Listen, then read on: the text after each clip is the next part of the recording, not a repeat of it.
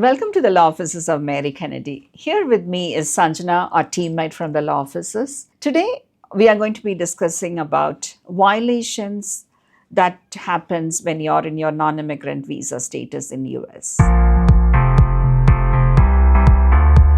Hello, everyone. Before we get into today's main topic, I just want to give a quick update on the I-485 policy announcement we discussed in our previous video. The USCIS announcement caused a lot of concern because the headline language suggested that adjustment of status applicants may be forced to leave the United States and complete consular processing abroad.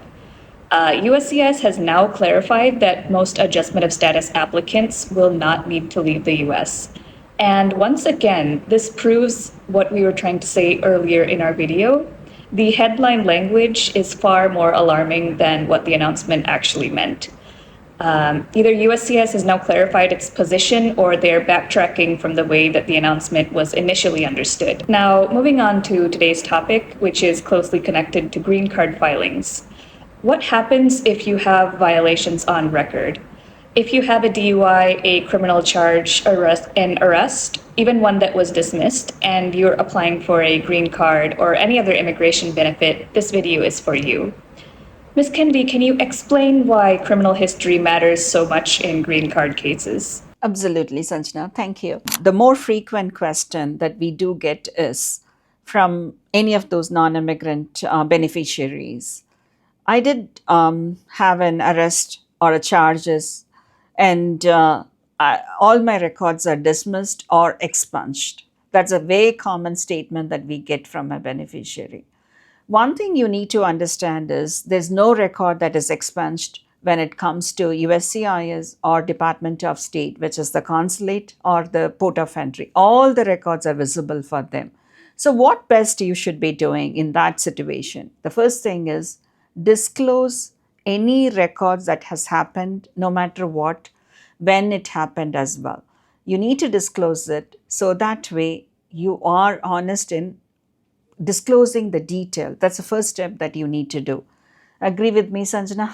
That's right, Ms. Kennedy. And a lot of the times we get applicants who will file their immigration paperwork and they will not disclose that they had a prior incident. And we've had a couple cases where they came to us after filing and they asked us if they could change their answer. We highly encourage that such incidents are disclosed at the time of filing, rather than trying to address it at the time of the interview or address it halfway while the petition is processing with USCIS. That's right. And coming back to this, what happens if you have a DUI? Is it going to be a straight green card denial, or it's going to be something that you should be preparing yourself to go to a consulate? I wouldn't say yes or no. It's very subjective. However, on a regular practice, and that's the reason we have this conversation as well, it's more of a pattern. That's where it's observed. Is it a one time, and how long before it happened? It's a 3 years, 5 years, or 7 years down the record. And is it a pattern that is followed? Not only one DUI, it can be of any other offense, criminal offense like domestic violence or a drug abuse. Anywhere it is, the pattern has always been observed. So what I would definitely advise when our clients are going for a visa stamping, even being on a non-immigrant visa, I keep strictly saying to them, if this happened recently, avoid traveling out of country. The reasoning is there is a substantial delay because even though it's a one time, they are not able to understand your pattern of what has been happening. So in that case, lot of documentations, affidavits, and what step you had taken after it has happened. So those are all something you have to be very clear to. The burden of proof is on you to substantiate your stand. Keeping in mind now it's going to be on the permanent residency, which is your green card. So more detailed work has to be done. It's a very subjective question, but one time violation is not going to be seriously considered. But within the 3 years, the second time, it's going to be something way serious than what it is supposed to be. Thank you, Ms. Kennedy. And that's such an important point. Many people assume that if the court has dismissed the case, immigration will also ignore it. that is not the case. The applicant will need to provide, even if the case was dismissed, certified court records if they were asked to complete any community service or any other requirements, proof that those requirements were completed. The key message is disclose as much as possible. Yes, right, correct. Another term people hear in immigration law is crimes involving moral turpitude. Can you explain that in simple terms, Ms. Kennedy? So there are some of the crimes which is like dishonest behavior or a fraudulent or misrepresentation, and you had been arrested. Even it might be a short term, like there was a shoplifting that happened in Target, and then like you were just arrested for that, and after some fines you had been released. Those are all very common. In that case, what it means is that your behavior is being questioned. So that's where all these crimes, and it also, as we related to the DUI earlier as well, one thing I want to say that is your state, wherever you reside, also matters in this.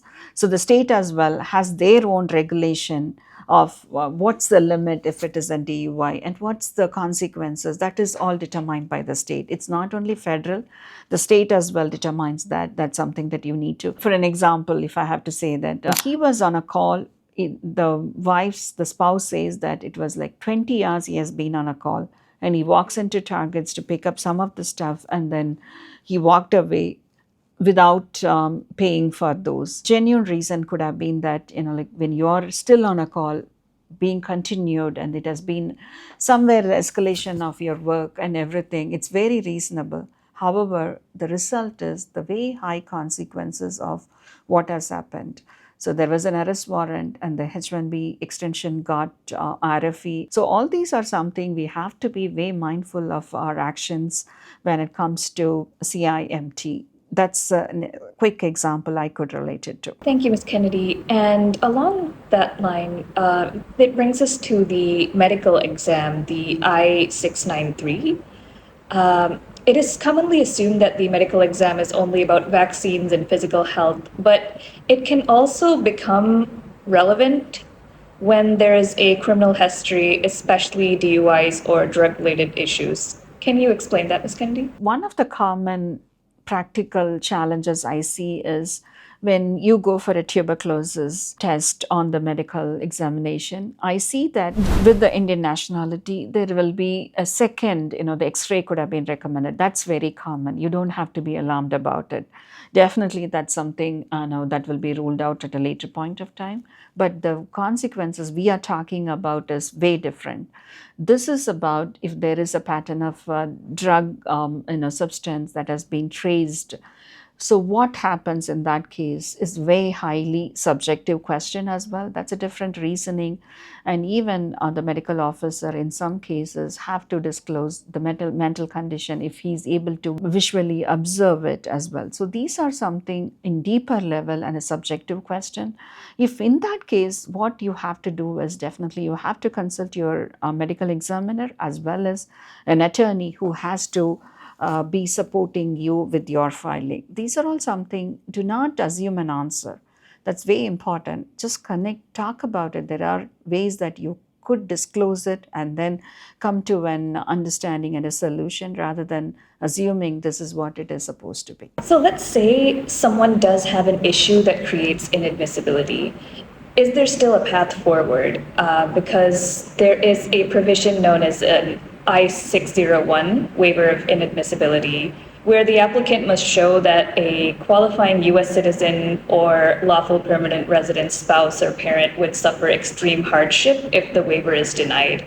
Can you tell us a little bit more about this pathway, Ms. Kennedy? And of course, we know that not every offense is waivable, but if you can explain a scenario in which it would be a possibility. The waiver is an option, definitely, but that is not something that's easily obtainable.